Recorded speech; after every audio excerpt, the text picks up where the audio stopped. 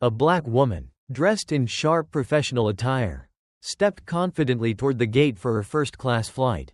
But just as she handed over her boarding pass, the mood shifted. The gate agent's eyes narrowed, lingering too long on the ticket. "Where did you get this?" the agent asked, suspicion dripping from her tone. Calmly, the woman replied, "I booked it." But that wasn't enough. Within minutes, security was called, and the woman was quietly pulled aside accused of boarding with forged papers.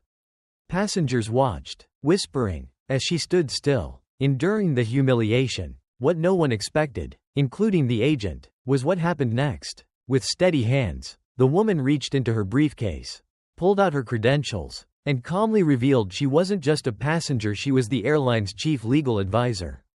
The room fell silent. What followed shook the entire airline, setting off a ripple effect that no one saw coming. Stay tuned, this is a story you need to hear. Before we dive in, let us know where you're watching from. If stories of resilience and justice inspire you, make sure to subscribe for more powerful narratives that expose the truth and spark change. The airport was alive, but beneath the hum of wheels and muffled announcements lay something colder, something almost imperceptible unless you had spent years learning how to notice it. Lydia Carter always noticed. Her heels clicked softly against the polished floors as she walked through the terminal. She didn't hurry. There was power in not rushing, power in appearing unbothered when the world expected you to be.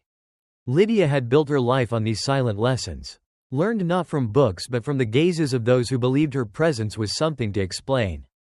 She reached the gate early, first-class boarding pass in hand. Not a seat she won, but one she earned. She had carved her way through law school and into the boardrooms of one of the nation's largest airlines. That seat, marked with embossed gold lettering, was the quiet reward for years spent navigating spaces where she was rarely invited. Lydia scanned the area, taking in the soft murmur of conversations and the gentle clatter of luggage wheels. Most people didn't notice her.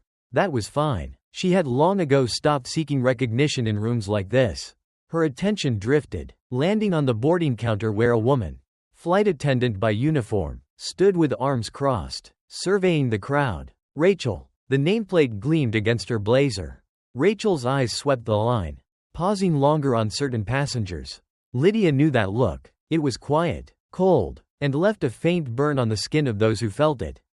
Lydia adjusted the cuff of her blazer, forcing herself to focus on the briefcase in her hand. She had seen this too many times to let it unnerve her. But Rachel's eyes didn't leave her. Lydia felt it even as she turned slightly to face the window. She caught the reflection, the flicker of Rachel's gaze still lingering. The announcement broke the stillness. First-class passengers may now board. Lydia moved with measured grace toward the counter. She didn't expect a smile, but she did expect the professional nod that had greeted the man in front of her. A businessman in navy slacks and a Rolex that gleamed like a lighthouse. Instead, Rachel's lips thinned, the corners of her mouth pinched, her eyes narrowing as Lydia handed over her boarding pass and ID. A pause, slight but deliberate. Rachel took the documents, but the movement was slower now, almost hesitant. Lydia said nothing at first. Silence could be louder than protest when wielded right. Rachel held the boarding pass to the light. "Is there a problem?" Lydia's voice was smooth, but beneath it, something tightened. Rachel didn't meet her eyes. "Just checking." The pause stretched, uncomfortable and heavy. Lydia could hear the soft murmur of other passengers behind her. Someone cleared their throat. Rachel finally looked up. "Where did you get this ticket?" The question landed like an accusation. Lydia felt the weight shift, the same shift she had felt in boardrooms when her colleagues questioned her decisions with veiled politeness. It wasn't the words. It was the undercurrent. "I booked it through the airline," Lydia replied evenly, not giving Rachel the satisfaction of seeing her flinch. "I'm an employee." Rachel's eyebrows flickered upward for a fraction of a second. Surprise. Disbelief. "We've had issues with forged documents recently," Rachel said, the explanation feeling thin, as though she didn't believe it herself. "I just need to verify." Lydia's grip on her briefcase tightened. She took a slow breath, counting silently to 3. "I see," she said softly. "Take your time." Rachel stepped away from the counter, taking Lydia's documents with her. Lydia watched as Rachel approached a nearby security officer, speaking in hushed tones while glancing over her shoulder. A cold prickle traced the back of Lydia's neck. She wasn't new to this. Lydia had been the first black woman in too many rooms not to recognize the shift in atmosphere, the quiet doubt that never fully left the air. A low hum built behind her. Passengers whispered, eyes flicking in her direction but darting away just as quickly. Lydia felt the weight of their curiosity like a fog settling over her skin. Rachel returned moments later, but she wasn't alone. The security officer followed, his posture stiff and official. His expression was polite, but Lydia could already see the answer in his eyes. "Ma'am," he began, voice neutral in the way only those in authority could perfect. "We need to check your identification and ticket a little further. If you could come with us?"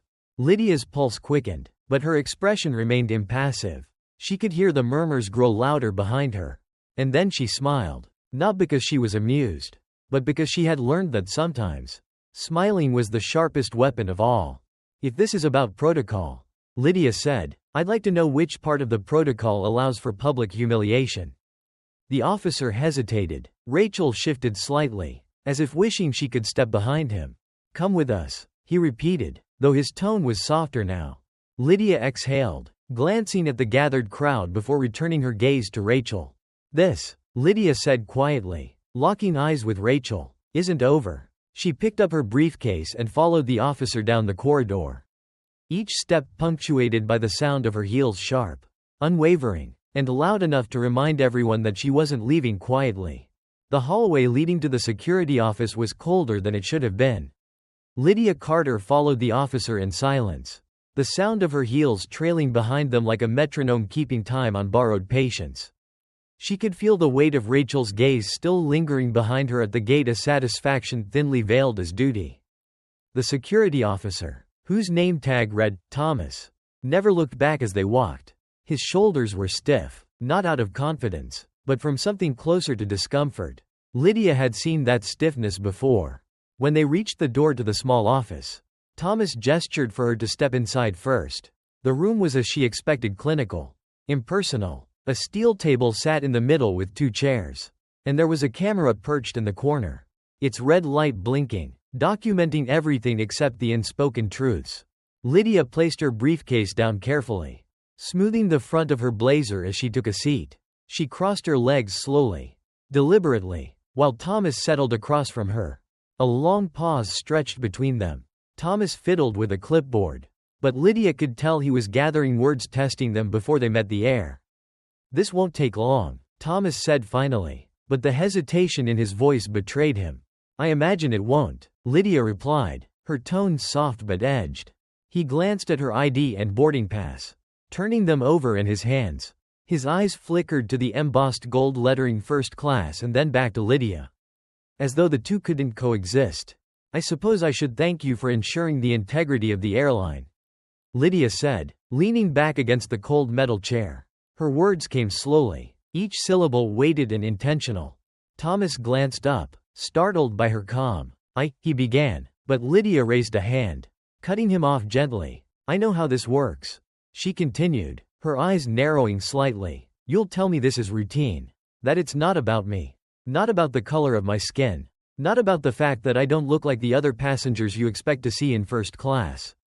Thomas stiffened. "But I need you to understand something," Lydia said, her voice deepening. "I've sat in rooms with CEOs, dissected contracts that would make your head spin, and yet somehow, no matter the title, no matter the degrees hanging on my wall, I always seem to find myself in rooms like this, having conversations like this." Thomas shifted in his seat. He opened his mouth but closed it again. Lydia let the silence stretch. She leaned forward slightly, eyes locking onto his with an intensity that left no room for escape. "So let me save you the trouble," she said softly. "There's nothing wrong with my documents. You know that. Rachel knows that. The only thing in question here is why you let someone like her dictate who gets pulled aside and who doesn't." Thomas's grip tightened on the clipboard.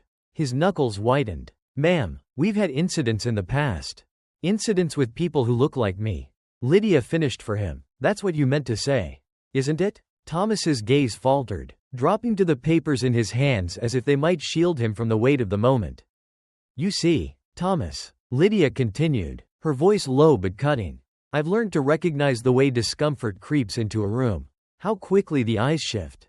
How fast the excuses come. Her words were steady, but the room felt smaller now. The air heavier. I didn't come here to make a scene, Lydia added, straightening, but I won't sit quietly while I'm dragged out of line and humiliated for the entertainment of others. Thomas's jaw tightened. His fingers tapped restlessly against the edge of the clipboard. Lydia watched him carefully, seeing the familiar storm of conflicted emotions pass over his face, the fear of being wrong, the fear of accountability, and beneath it, the fear of having to admit that everything Lydia said was true. Finally, Thomas sighed, setting the clipboard down with a soft thud. I'll clear this with my supervisor, he muttered, rising to his feet. Lydia's gaze followed him as he crossed the room, but before he could reach the door, she spoke again, her voice ringing out like the final verdict in a courtroom. Tell me something, she said. Thomas paused, hand on the doorknob. If I had been anyone else, Lydia asked quietly, would we be having this conversation at all? The silence that followed was louder than any answer he could have given. Without waiting for his reply, Lydia leaned back in her chair, folding her hands in her lap as Thomas slipped out of the room. The door clicked shut, leaving Lydia alone with the blinking camera and the weight of her own resilience.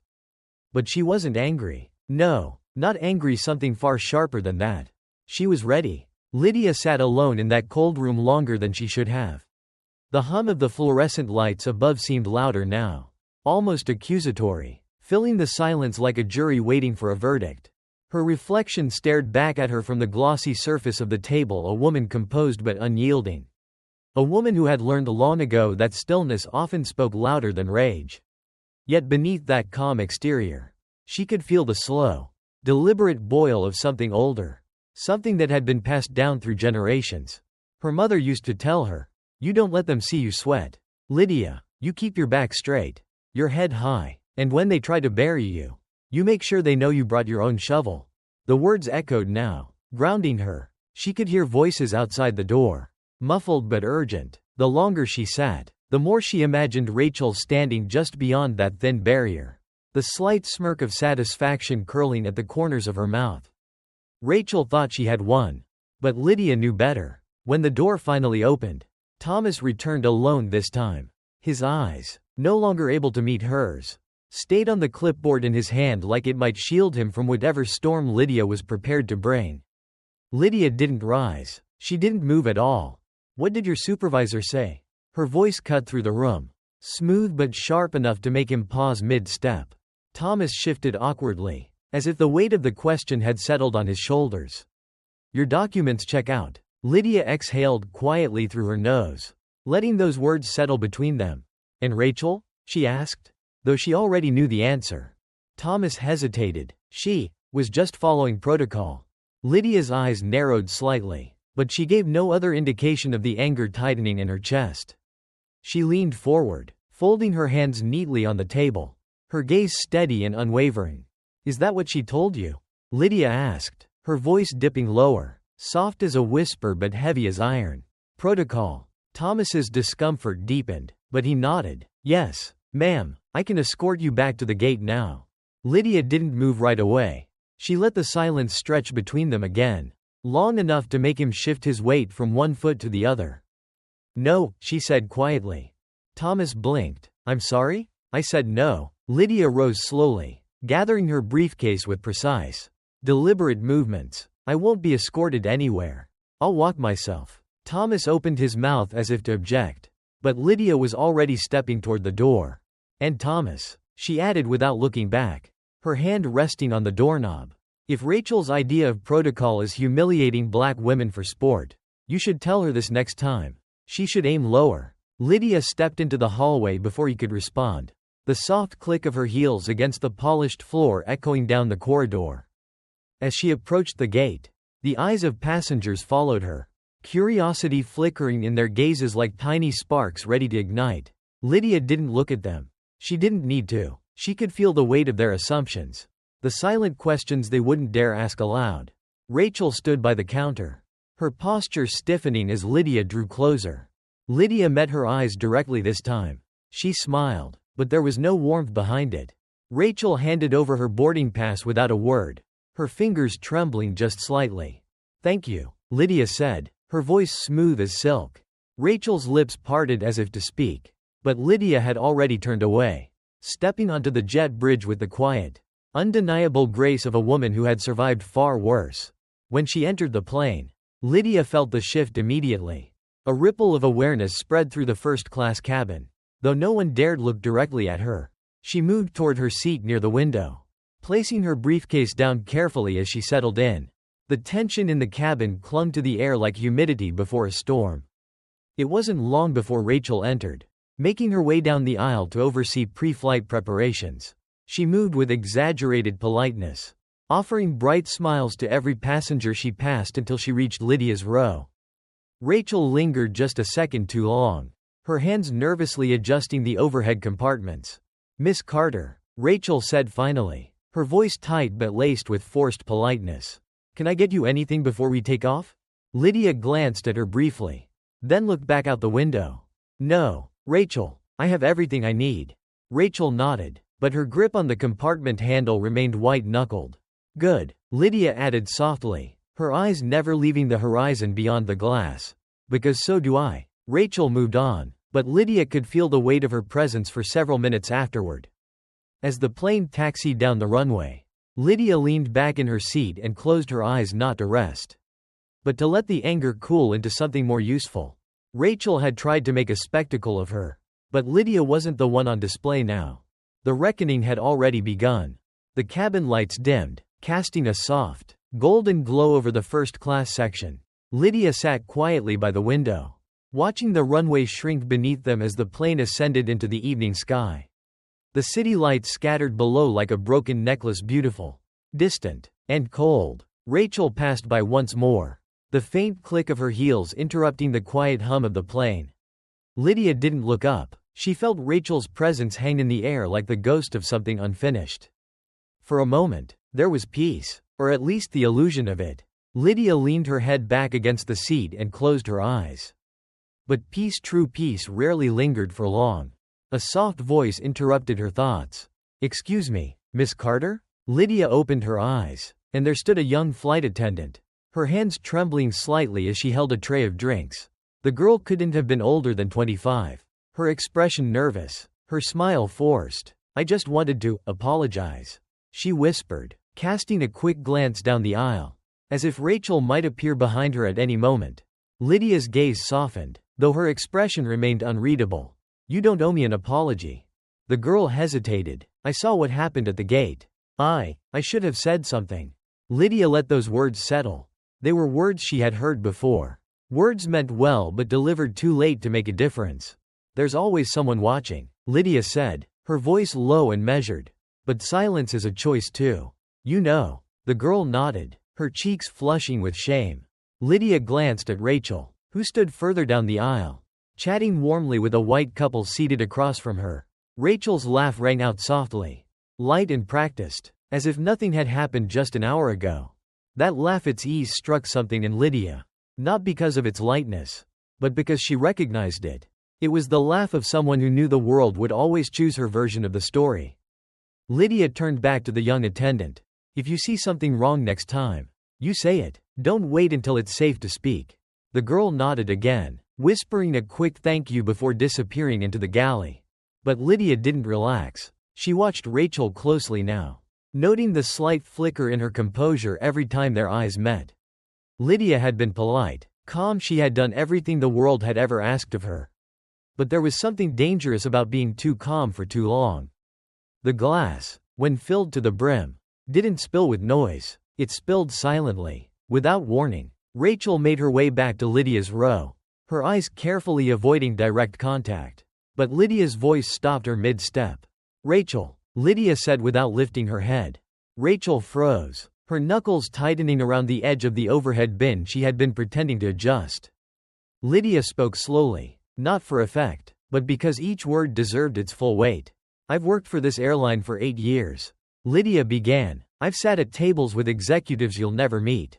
I've written the very policies that dictate how you conduct yourself at that gate." Rachel said nothing. The hum of the engine filled the silence like a drumbeat. "So I had to wonder," Lydia continued, finally lifting her eyes to meet Rachel's. When you saw my boarding pass, when you held it up to the light, what exactly did you think you'd find? Rachel's lips parted slightly, but no words came. Lydia leaned forward just enough to make Rachel shift her weight nervously. Tell me, Lydia said, her voice razor sharp but just above a whisper. What made you so certain I didn't belong here? Rachel's face flushed, but still, no words came. The stillness in the cabin grew heavier. A man in the row behind Lydia shifted uncomfortably, sensing the quiet confrontation but pretending not to listen. Rachel straightened, smoothing down her uniform, desperately clinging to the last strands of authority she thought she had left. I was just doing my job, she said, but her voice betrayed the confidence she tried to summon. Lydia smiled faintly, but there was no warmth behind it. No, she replied, tilting her head slightly. You weren't. Rachel's jaw tightened, but she didn't respond. Lydia leaned back, returning her gaze to the dark sky outside. You can go now, she added, dismissing Rachel with the same ease Rachel had tried to dismiss her earlier. Rachel hesitated but eventually stepped away, her footsteps fading down the aisle. The moment she was gone, Lydia exhaled slowly. She wasn't proud. This wasn't victory. This was survival, the kind of survival black women had been mastering long before Lydia ever stepped foot on that plane. And survival, Lydia knew, wasn't about winning battles. It was about choosing the right ones to fight. But something told her this wasn't over. Rachel might have walked away, but the tension lingered. It crept into the small spaces between Lydia's breaths, into the hum of the plane, into the knowing glances exchanged between passengers who had witnessed just enough to understand that something was deeply wrong. Lydia folded her hands neatly in her lap, her fingers steady. Tomorrow, she would write the email. Tomorrow, she would speak with the CEO. But tonight, Lydia sat still, the quiet hum of the plane her only companion. Because tonight, she let the weight of the day settle. And sometimes, you had to sit with the weight long enough to remember why you carried it at all. The plane cruised at 35,000 feet, slicing through the night sky with a stillness that felt deceptive. Outside, the stars flickered like distant promises too far away to grasp, but close enough to remind Lydia Carter of things left unfinished. The cabin was quiet now, wrapped in the hush that follows the first meal service. Glasses clinked softly as flight attendants cleared trays, their movements light and practiced. Rachel passed by, her smile plastered on like a mask that had been worn too long. Lydia didn't look up. She didn't have to. She knew Rachel felt her presence. Lydia had spent her life learning how to exist in rooms not meant for her. It was a skill black women acquired without asking, an inheritance passed down through glances and whispered warnings. But existing wasn't the same as belonging, and Lydia wasn't sure if belonging was ever truly an option. She glanced down at the notebook resting on the tray table. The page was blank, her pen hovered above it, but the words refused to come. A voice interrupted the silence. Excuse me, ma'am? Lydia looked up to see the same young flight attendant from earlier, standing hesitantly by her seat. Is everything all right? Lydia asked, though she already sensed the answer. The attendant glanced toward the galley, lowering her voice. I thought you should know. Rachel spoke to the pilot. Lydia's brow lifted slightly. About what? The young woman shifted uncomfortably, her hands clasping in front of her. She told him you were difficult. Lydia set the pen down carefully, folding her hands over the notebook. Difficult, she repeated, the word tasting bitter on her tongue. The young woman nodded quickly. I didn't think it was fair. I wanted you to know. Lydia exhaled slowly, nodding in quiet acknowledgement. Thank you for telling me. The attendant's shoulders relaxed, as if the weight of the truth had been too much for her to carry alone. She hurried away, leaving Lydia once again in the soft glow of the cabin. Difficult. Lydia closed her eyes briefly, feeling the weight of that single word press against her ribs. It was the kind of word that followed women like her into meetings, into interviews, into quiet spaces where voices didn't rise but insinuations lingered. She thought of her mother's voice again. You let them call you whatever they need to, but you don't let them define you by it. Lydia opened her eyes, but the calm she had held onto for hours was beginning to slip through her fingers. Rachel wasn't done. No, Rachel was the kind of woman who couldn't stand the idea of losing even when no one else was playing her game. Lydia glanced toward the front of the cabin, where Rachel stood speaking softly to another flight attendant. Their eyes flicked in her direction before darting away. Lydia's heart began to pound, not with fear, but with the slow, simmering heat of anger. She pressed the call button above her seat. Rachel hesitated when she saw the light, but after a brief pause, she approached. Her smile was thin, her posture rigid. "Yes, Miss Carter?" Lydia didn't speak right away. She let Rachel stand there, the silence stretching between them like a taut wire. "Did you speak to the pilot about me?" Lydia asked, her voice steady but low. Rachel blinked, caught off guard. "I may have mentioned there was some confusion earlier. It's standard to report incidents." Lydia's eyes narrowed slightly. "Confusion," she repeated. "Is that what we're calling it?" Rachel's smile flickered, but she recovered quickly. "I was just following protocol." "Ma'am, that word again." Lydia leaned forward slightly, her eyes locking onto Rachel's with an intensity that left no room for escape. "Listen carefully," Lydia said, her voice quiet but sharp enough to cut through the hum of the cabin. "I know what you think you're doing. You believe if you say enough things behind my back, it'll justify how you treated me at the gate. You're counting on the fact that I'll stay silent. That I'll let this go because I don't want to be seen as angry, or what was the word?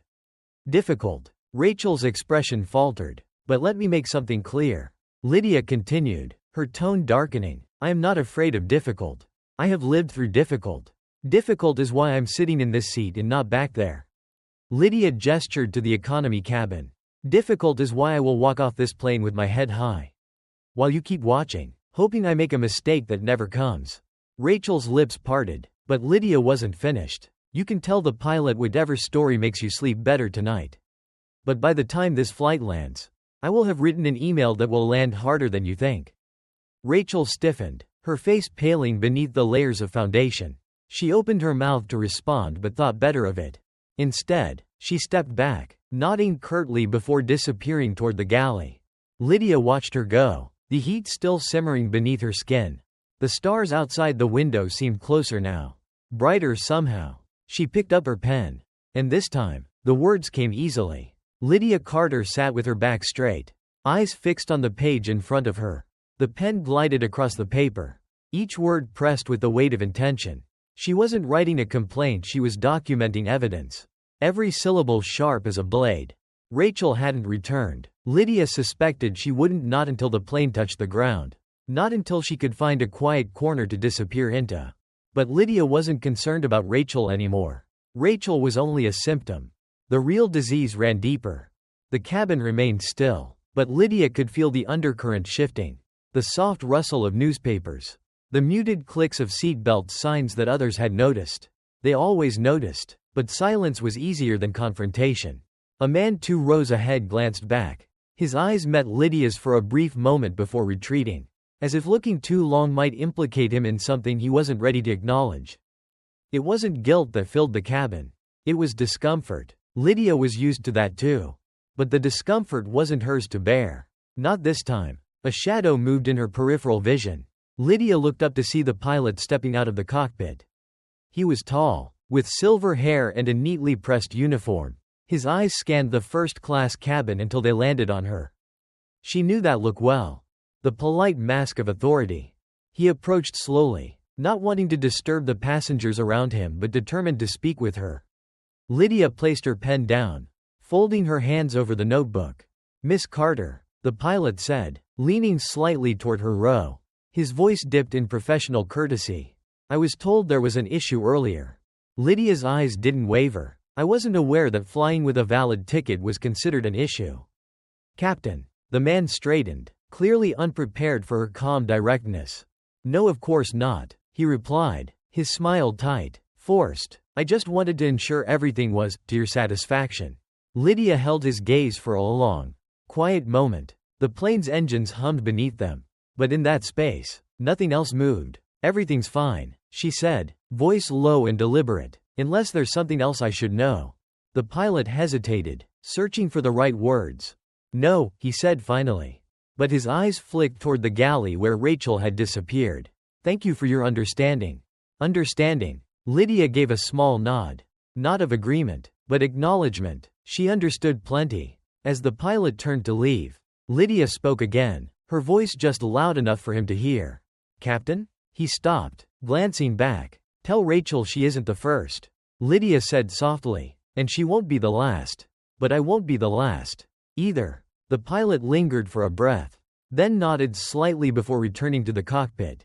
Lydia settled back into her seat, lifting the notebook again. Her mother used to say there were storms that whispered before they roared. This was one of those moments that quiet before the skies opened. Rachel had tried to reshape the narrative, to bend it until Lydia fit into a space that was smaller, quieter, easier to dismiss. But Lydia knew the power of truth. And truth didn't shrink, it expanded. The plane dipped slightly as it began its descent. The city lights below grew brighter, their reflections flickering in Lydia's window. As they neared the runway, Lydia let out a slow breath, not to calm herself, but to steady the fire burning low in her chest. Somewhere at the airline's headquarters, there would be a meeting, a conversation Rachel didn't know was coming. Lydia would be there for it. Because this wasn't over. It was only just beginning. The wheels kissed the tarmac with a soft jolt, the plane easing into its descent like it had done countless times before. Lydia Carter's eyes stayed on the window, watching the city stretch out beneath her in a tapestry of lights, small but burning, flickering against the vast darkness. But there was no relief in the descent, no exhale of ease. The ground felt no more certain than the air. Passengers stirred in their seats, stretching limbs stiffened by the flight, eager to return to lives untouched by the quiet undercurrents that had defined Lydia's journey. They reached for carry-ons with the casual entitlement of people who had never been asked to explain why they deserved to be there. Lydia stayed seated, letting them pass. She knew better than to rush. Her mother had warned her once. Even when you win, they make you wait for it. And so, Lydia waited. Rachel appeared again, moving down the aisle with forced brightness, her eyes skimming over Lydia like she wasn't there. The mask was back, the same mask Rachel had worn at the gate. But now it didn't fit as well. Lydia saw the cracks beneath it, the edges of doubt forming where arrogance used to sit. Rachel could feel it, too. As passengers filed out, Lydia rose slowly, reaching for her briefcase with deliberate care. She adjusted her blazer, smoothing the fabric as if she were walking into a courtroom rather than down a jet bridge. Rachel lingered by the exit, smiling politely at each passenger as they stepped past. But her smile faltered as Lydia approached. There was no confrontation, no final exchange of words. Lydia didn't stop, but as she passed, she caught the flicker in Rachel's eyes, that quiet fear of someone who knew, deep down, that the story wasn't over. And Lydia was counting on that. The airport terminal was sterile, the kind of place where people existed briefly before disappearing into the folds of their lives. Lydia moved through it with the calm precision of someone who knew the terrain well. But just as she neared the baggage claim, a voice cut through the low hum of the terminal. "Miss Carter?" Lydia turned. It was Thomas, the security officer from earlier, the one who had escorted her from the gate. His uniform was crisp, but his posture wasn't as rigid as before. There was something uncertain in the way he stood, like a man caught between regret and obligation. She let the silence hang, waiting for him to find his words. He began, clearing his throat awkwardly. "I wanted to apologize for earlier. It wasn't personal." Lydia arched an eyebrow, but her expression didn't shift beyond that. "It wasn't personal to you." Thomas's face flushed, but he nodded slowly. "I didn't mean to imply." "You didn't have to," Lydia interrupted, her voice soft but edged with steel.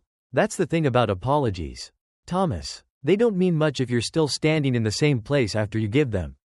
Thomas lowered his eyes, the weight of her words settling into the space between them. Lydia stepped forward, closing the distance by just enough to make him meet her gaze again.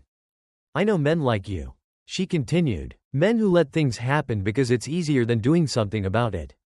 I'm not angry at you, Thomas, but I need you to understand this silence makes you part of it." Every time. Thomas swallowed hard, nodding. Lydia stepped past him, her heels echoing softly against the polished floor. But as she walked away, she felt his eyes on her back. Her suitcase rolled beside her as she exited the terminal, stepping into the crisp night air. The city hummed in the distance, but the quiet here felt heavier. A black sedan idled by the curb, the driver stepping out as Lydia approached. He nodded politely, taking her suitcase and loading it into the trunk. Lydia slid into the backseat, exhaling as the door closed behind her. For the first time in hours, She was alone with her thoughts. The email draft sat waiting on her phone. But Lydia didn't touch it yet. The words would come. They always did. She glanced out the window as the car pulled away from the airport. The city skyline rising like a monument in the distance. Rachel thought she had escaped tonight. She thought she could close the door on this moment and walk away unscathed. But Lydia wasn't the kind of woman who let things go quietly. No, Rachel would hear from her again. So would Thomas. And by the time this story finished unraveling, there wouldn't be a single person in that airline who didn't remember Lydia Carter's name.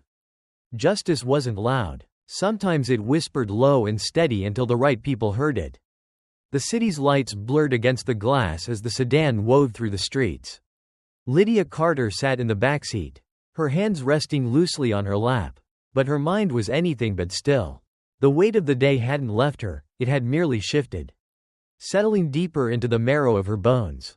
She stared at the reflection of herself in the window, watching the faint outline of her face drift by, transparent against the glow of the world outside. This wasn't just about Rachel. Rachel was one thread in a larger fabric, a fabric Lydia had been wrapped in since childhood. The real fight was with the thing Rachel represented. The quiet but persistent reminder that no matter how many boardrooms Lydia stepped into, no matter how many titles she acquired, there would always be someone like Rachel standing at the door, asking to see her ticket twice. Lydia's phone vibrated softly in her hand. She glanced down at the screen. A new email. Subject: urgent. Meeting scheduled for Monday morning. The message was brief, but the words between the lines rang loud and clear. The airline's senior management was already moving, already scrambling to extinguish whatever fire Rachel's actions had lit. Lydia smiled faintly, not in triumph, but in acknowledgement of the inevitable. They always scramble after the fact. She set the phone down beside her. The email could wait, but justice, Lydia knew, couldn't. By the time Lydia stepped into her apartment, the city's pulse had quieted to a distant hum. The soft click of the door locking behind her seemed louder in the stillness, echoing faintly through the open space. She peeled off her blazer, draping it carefully over the back of a chair before sinking into the couch. Her eyes traced the skyline through the floor-to-ceiling windows, the lights stretching far into the distance. For a long time, she simply sat there, letting the silence take root. But the quiet didn't soothe her. It felt like a weight pressing against her chest. Familiar but unwelcome. Lydia leaned forward, elbows resting on her knees, and let out a slow breath. The notebook from the plane sat on the coffee table, untouched. She pulled it toward her, flipping past blank pages until she found the one she had written on mid-flight. The words stared back at her sharp, unflinching. "I am not afraid of difficult." Lydia traced those words with the tip of her finger, remembering how easily they had come in the moment. But now, in the quiet of her apartment, they felt heavier. Her gaze shifted to the bottom of the page, where the last line trailed off into nothingness. She hadn't finished the thought. She knew why. It was easier to confront Rachel at 35,000 feet, surrounded by strangers, than to sit alone and reflect on the cost of always having to fight. There were no witnesses here. No one to hear the sharpness in her voice or see the quiet defiance in her eyes. Here, Lydia wasn't defending herself. She was simply sitting with the truth, and the truth was heavier than she cared to admit. The phone rang early the next morning, slicing through the fragile calm like a blade. Lydia answered on the second ring, her voice steady but guarded. "This is Lydia Carter." The voice on the other end was smooth, professional, too professional. "Miss Carter, this is Matthew Reynolds. I'm the head of HR at the airline. I wanted to speak with you directly regarding the incident on your flight."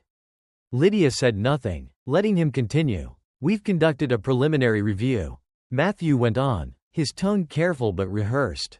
"I want to assure you that we take these matters very seriously." Lydia leaned back in her chair, crossing her legs as she stared out the window. "I'm sure you do," she replied. A slight pause followed. She could hear Matthew's measured breathing on the other end. "I'd like to schedule a formal meeting with you on Monday to discuss this further," he said, a hint of hesitation creeping into his voice. "I'll ensure that Rachel and the other staff involved are present." Lydia's eyes narrowed slightly. "Rachel?" she repeated, letting the name linger for a beat too long. "I wasn't aware she still worked for the airline." Matthew cleared his throat quietly. "We're following protocol," he said, But even he didn't seem convinced by his own words. There will be a thorough investigation. Lydia allowed herself the faintest smile. Good, she said softly. I'll be there. By the time Monday arrived, Lydia walked into the glass-walled conference room with the same quiet confidence she had carried onto the plane that night. Rachel was already seated at the far end of the table. Her eyes flickered up briefly, but she didn't hold Lydia's gaze. Matthew sat to Rachel's left, clasping a folder in his hands, his expression unreadable. Lydia took her seat without being asked. She set her briefcase down and folded her hands on the table. Waiting, no one spoke for a long moment. Finally, Matthew cleared his throat. Miss Carter, thank you for coming. I'd like to start by. Lydia raised a hand gently, stopping him mid-sentence. I don't need to hear the apology, she said calmly. I've heard it before. Matthew blinked, caught off guard. Rachel shifted uncomfortably. I'm not here for the apology. Lydia continued. I'm here for the solution. Rachel's eyes flickered to Matthew, as if silently asking for help. But Matthew said nothing. Lydia's gaze softened, but the edge in her voice remained. You can choose to handle this quietly, she said, or we can handle it publicly. But either way, it will be handled. Matthew nodded slowly, carefully placing his folder on the table. We'll handle it, he said, his voice carrying a quiet certainty. Lydia didn't smile this time. She had no reason to. Because this wasn't the end of the fight. It never was. Lydia Carter sat across the table, the air in the conference room thick enough to drown in. The walls of glass stretched high, but even with the city sprawled beyond them, the room felt smaller than it should have. Rachel sat rigid, her hands folded so tightly on her lap that her knuckles blanched. Across from her, Matthew Reynolds, head of our, wore that same carefully composed expression Lydia had grown to recognize in men like him, one foot in apology, the other firmly planted in denial. Lydia had seen this scene play out before, too many times to count. It was always the same script. But this time, she wasn't here to play along. I understand there was a misunderstanding, Matthew began, folding his hands over the slim folder in front of him, as if the weight of paper alone could bridge the distance between right and wrong. Lydia tilted her head slightly, the corners of her mouth lifting in a smile that held no warmth. Misunderstanding, she echoed. The word tasted bitter. Is that what we're calling it? Rachel shifted, her gaze locked on the table as though if she stared long enough, it might swallow her whole. Matthew pressed on, undeterred by the silence pressing down on him. We've conducted interviews with all staff involved. Rachel followed protocol to the best of her ability under the circumstances. Lydia's eyes narrowed. There it was, that word again. Protocol, she repeated softly, letting the word hang between them like the crack of a distant storm. She leaned forward, just enough for Matthew to notice the weight behind her gaze. Let me ask you something. Matthew. He straightened, uneasy but nodding. If I had been someone else, someone who didn't look like me, someone with a different name, would we be sitting here right now? Rachel's eyes flickered upward, catching Lydia's for the first time since the meeting began. Matthew shifted, exhaling through his nose as if preparing to wade into dangerous waters. Miss Carter, we don't operate with bias here. Our staff is trained to treat all passengers equally. Lydia's lips pressed into a thin line. Is that what Rachel told you? Rachel stiffened slightly, her spine pulling tighter against the back of her chair. Lydia didn't look at her. Not yet. No, Matthew. Lydia continued. That's what you tell yourselves to feel better at the end of the day. The words struck clean, and for the first time, Matthew's composed mask faltered. Lydia turned her attention to Rachel now, letting the silence stretch long enough to settle like a heavy blanket. You weren't afraid of protocol, Rachel, Lydia said, her voice low and cutting. You were afraid of me. Rachel's mouth opened slightly, but no sound followed. I saw it on your face. Lydia continued, each word deliberate. The moment you held that boarding pass, you decided I didn't belong. You thought you were being careful, thought if you found something, anything, you could justify the way you looked at me. And when you couldn't, you told yourself a different story. Rachel's hands tightened further on her lap, but she didn't interrupt. Matthew shifted, ready to steer the conversation back to safer ground. But Lydia didn't let him. Do you know what the worst part is? Lydia asked, her gaze still locked on Rachel. It's not that you doubted me. It's that even now, even sitting here, you can't bring yourself to say it. Rachel's breath caught slightly, her throat tightening against words that refused to rise. Say it, Lydia pressed, her voice sharper now, filling the room. Say why you thought I didn't belong in that seat.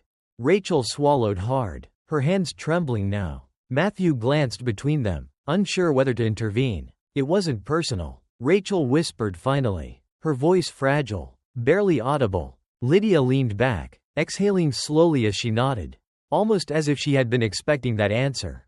It's always personal, Lydia replied. Silence fell over the room again, but this time, it felt heavier, like the ground beneath them might crack open at any moment. Lydia straightened, reaching for her notebook. I'm not here to ruin anyone's career, she said calmly, but I won't sit by and let this slide into another file. Another forgotten incident. This what happened to me happens to people like me every day. Rachel, and they don't all sit in first class. Some of them never make it past the gate. Rachel's eyes lowered again, shame pulling at the edges of her expression. Lydia closed her notebook, the quiet click of the cover echoing through the room. I'm not interested in words on paper, Lydia said, turning her gaze back to Matthew. I want to know what you're going to do to make sure this doesn't happen again. Matthew straightened, sensing the finality in her tone. We're updating our training protocols and reviewing internal policies. I can personally assure you, Miss Carter, this won't be taken lightly. Lydia nodded slowly, but she knew better than to take comfort in promises. I'll hold you to that, she said softly, rising to her feet. Rachel stayed seated, her eyes downcast as Lydia gathered her things. As she reached the door, Lydia paused, casting one last glance over her shoulder. You weren't the first, Rachel, Lydia said, her voice soft but unwavering. But you can decide if you'll be the last. The door closed behind her, but the echo of her words remained. The air outside the conference room was crisp, but Lydia Carter could still feel the weight of the room clinging to her like damp clothes. She walked with measured steps down the corridor of the airline's headquarters, the soft tap of her heels echoing faintly against the tile. The meeting had ended, but Lydia knew the real work hadn't even begun. Rachel had been left behind, sitting at that table, locked in the fragile quiet that follows a confrontation long overdue. But silence wasn't freedom, not for Rachel, and certainly not for Lydia.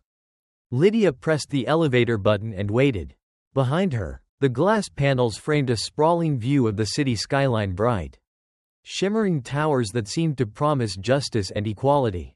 But Lydia had lived long enough to know that the reflection of a thing was not the same as the thing itself. The elevator doors opened with a soft chime. She stepped inside, alone. As the doors closed, Lydia caught her reflection in the mirror-lined walls.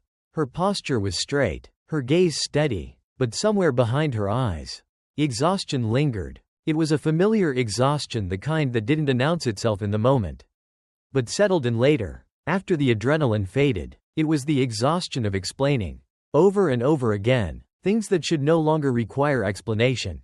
The ride down felt longer than it should have. When the elevator doors slid open, the lobby stretched before her, bright and polished, filled with people who had no idea that upstairs, in a glass-walled room, a battle had just been fought in near silence. Lydia crossed the marble floor, head high, but her heart heavier than she cared to admit. She didn't need to be told that Rachel would keep her job. That was the nature of these things. Apologies were easy to offer when nothing was truly at stake. Rachel would receive a stern warning. Maybe she'd sit through another hour-long diversity seminar, watching slides click by without ever fully registering the faces staring back at her from the screen. But nothing would shift. Not really. Because the weight of change never rested on the people who needed to learn, it rested on the people who had already carried far too much. The afternoon sun bled into gold as Lydia drove home, the quiet hum of the city filling her car like a low murmur. She thought of her mother. Her mother's hands had been soft but strong, the kind that could cradle a crying child and pack a suitcase all in the same hour.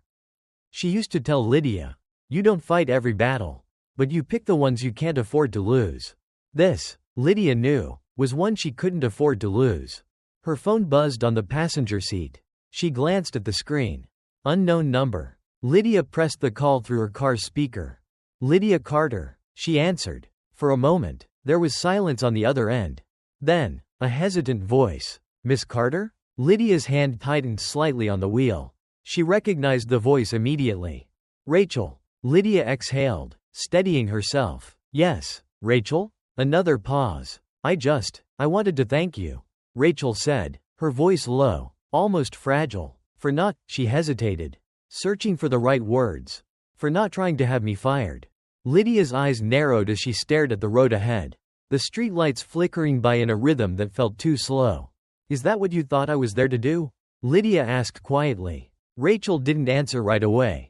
When she spoke again, her voice was softer. I guess Rachel trailed off, then sighed. I don't know. I thought if I said the wrong thing, it would make everything worse. Lydia let the silence stretch for a moment. Rachel, she said finally, her voice calm but deliberate. You already said the wrong thing. Rachel's breath hitched slightly, as if she hadn't expected the answer to be so plain. I know, Rachel admitted. I am sorry for what happened at the gate. I really am. Lydia kept her gaze on the horizon, the weight of Rachel's words settling like a thin layer of dust. I didn't want your apology, Lydia said, her voice cutting through the static between them. I wanted your honesty. Rachel's voice cracked slightly. I'm trying. Lydia nodded to herself, though Rachel couldn't see it. Trying isn't enough, Lydia said, her tone softening just a little. It never is, but it's a start. Rachel didn't reply, but the quiet on the other end felt different now, less defensive. More raw. Lydia pulled into her driveway, cutting the engine as she let the last of Rachel's hesitation linger. Before Lydia could end the call, Rachel spoke again, this time barely above a whisper. Thank you, she said. I'll try to do better. Lydia closed her eyes briefly, feeling the weight of those words settle somewhere deeper. See that you do, she replied, and the line went dead.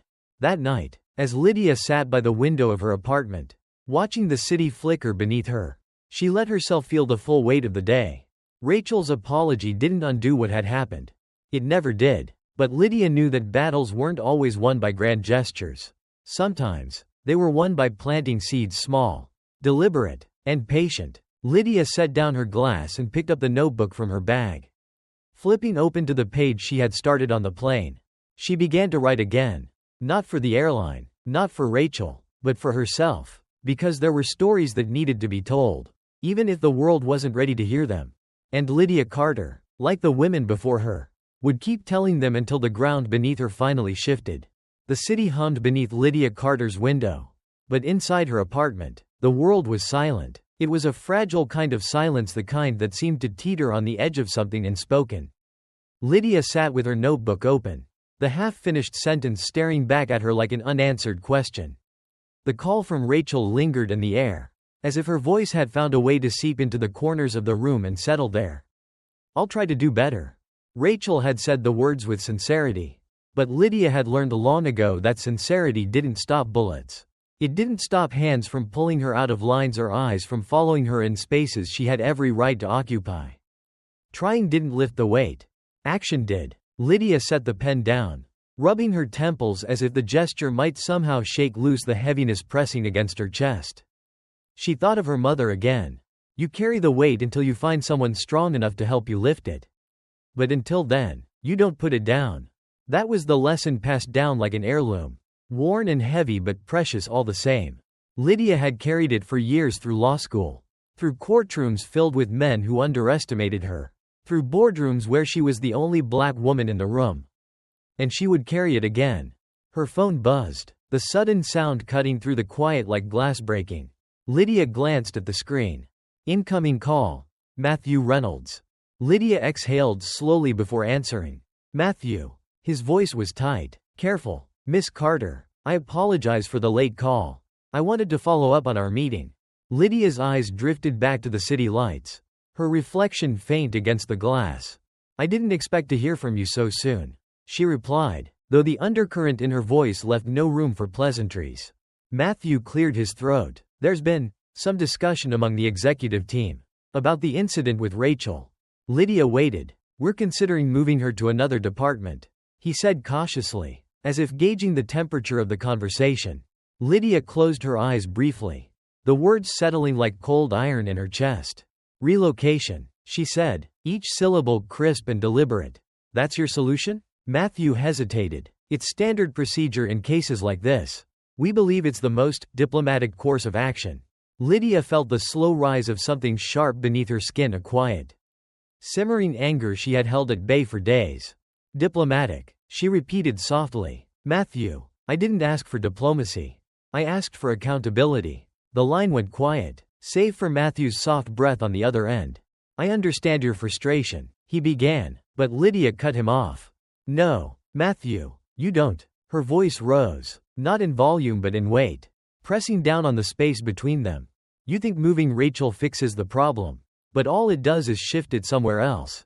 She'll stand at another gate, hold another boarding pass to the light, and someone else will have to carry this weight. Matthew's tone softened. Miss Carter, I'm not asking for Rachel's job, Lydia said, her voice steady now, razor sharp in its clarity. I'm asking you to stop protecting the idea that she's the victim in this. Matthew sighed, and for a moment, Lydia thought he might argue. But instead, his voice lowered. You're right, he admitted quietly. The words felt heavier than she expected. There's going to be a meeting with the entire first-class staff. Matthew continued, I'd like for you to be there. Not as a participant, as a speaker. Lydia's eyes flickered toward the notebook, the unfinished words waiting to be completed. You want me to teach them how not to be Rachel, she said, more statement than question. Matthew didn't deny it. It would mean a lot, he said carefully. Coming from you. Lydia leaned back in her chair, the weight of the moment settling around her shoulders. She thought of all the times she had been asked to explain, to break down, piece by piece, the quiet violence of bias, the subtle ache of erasure. But this time, something felt different. This time, the room wouldn't close behind her. This time, they would have to listen. I'll think about it, she said finally, though she already knew her answer. Matthew thanked her, and the call ended, but Lydia sat there long after, staring at the city stretched out beneath her. She could still hear her mother's voice, soft and unwavering. You carry the weight. Lydia reached for her pen, and slowly, carefully she began to write. The room was too bright. Lydia Carter stood near the window, her reflection faint in the glass as the morning sun poured in, illuminating the long, polished table at the center of the conference room. They had asked her to speak. It wasn't the first time. But as she looked out at the city stretching far beyond the glass, Lydia wondered if they truly understood what they had asked for, or if this was just another performance. Another chance to say they tried. Behind her, the soft shuffle of footsteps reminded her she wasn't alone. Matthew Reynolds stood near the doorway, adjusting his tie, his discomfort evident in the way his fingers twitched at the knot. They'll be in soon, he said quietly, almost apologetically. Lydia didn't turn. I know. Matthew hesitated, the weight of unsaid words hanging between them. Lydia, he began, his voice softer now. I appreciate you doing this. Lydia's eyes flickered to his reflection in the glass. I didn't say yes to make you comfortable. Matthew. His smile faltered, but he nodded, stepping back toward the door. I'll bring them in when you're ready. The door clicked shut behind him, and Lydia was alone again, the quiet filling the space like water. She wasn't ready, but that had never mattered before. When the staff entered, they filled the room quickly, their voices low, eyes darting nervously toward Lydia as they took their seats. Rachel was among them, her presence quieter than the rest. She sat at the far end of the table, her gaze fixed on the surface in front of her, hands clasped tightly in her lap. Lydia stood at the head of the table, notebook closed in front of her. She hadn't planned to write anything down. Not this time. For a moment, no one spoke. The weight of the room sat squarely on Lydia's shoulders, but she had carried heavier things. Finally, she began. I know why you're all here, Lydia said, her voice even but firm. And I imagine some of you think I'm here to shame you, to tell you how wrong you were and leave it at that. Rachel's shoulders tensed, but Lydia didn't let her eyes linger there. That would be too easy. Lydia continued, for you and for me. Her gaze swept across the table, meeting the eyes of each person, letting them feel the weight of her presence. You see, I've stood in rooms like this before. I've listened to words like training, protocol, and diversity thrown around like bandages meant to cover wounds that haven't even been cleaned. A faint murmur stirred at the far end of the table, but no one interrupted. Lydia stepped closer, her hand resting gently on the back of an empty chair. What happened at that gate wasn't about policy, she said softly, though her voice seemed to cut through the room. It wasn't about security. It was about perception. Her eyes landed on Rachel now. Steady and unflinching. You looked at me and saw someone who didn't fit. Rachel's lips parted slightly, but she said nothing. I don't need an apology, Lydia said, her voice rising just enough to press into the air around them. I need you to ask yourselves why. After all the years I've spent in rooms like this, I still have to explain what should be obvious. The silence that followed wasn't empty. It was full, heavy with the weight of understanding that some of them were only beginning to grasp. Rachel's eyes met Lydia's for the briefest moment, and in that flicker of connection, Lydia saw something shift. It wasn't guilt. It was recognition. Lydia let the silence stretch until it became uncomfortable. Because discomfort, she knew, was sometimes the only way forward. She took a slow breath, softening her tone but not her resolve. I didn't come here to change your hearts, she said quietly. That's your work to do. I came here to remind you that people like me, people you might not expect, sit in first class. We walk through your terminals. We write the policies you pretend to enforce. Her hands slipped from the back of the chair as she straightened. And we're not going anywhere. The words lingered, echoing long after she had spoken them. Matthew cleared his throat gently, standing at the corner of the room. Thank you, Miss Carter. I think we can all. But Lydia raised a hand, stopping him mid-sentence. I'm not done. Matthew stepped back, sensing the room shift once more. Lydia's gaze returned to the staff. Each of you will walk out of this room today, and the world will look the same, she said. You'll go back to your posts, your gates, and your passengers, but what you do with what was said here will define whether anything actually changes. Her eyes settled on Rachel one last time. Choose carefully. Lydia stepped away from the table, gathering her notebook. She didn't linger. There was nothing more to say. As she approached the door, Rachel's voice broke the silence. Hesitant but clear. Miss Carter? Lydia paused, one hand on the door. Rachel swallowed, her voice quieter now. Thank you for coming. Lydia met her gaze, studying her carefully. I didn't come for you, Rachel, she replied. I came for the next person who looks like me and won't have to. She stepped out into the hallway, the door closing softly behind her. But even as she walked away, Lydia knew the weight of that room would linger, pressing down on everyone she left behind. The same way it had pressed down on her. And maybe, just maybe, it was enough to begin.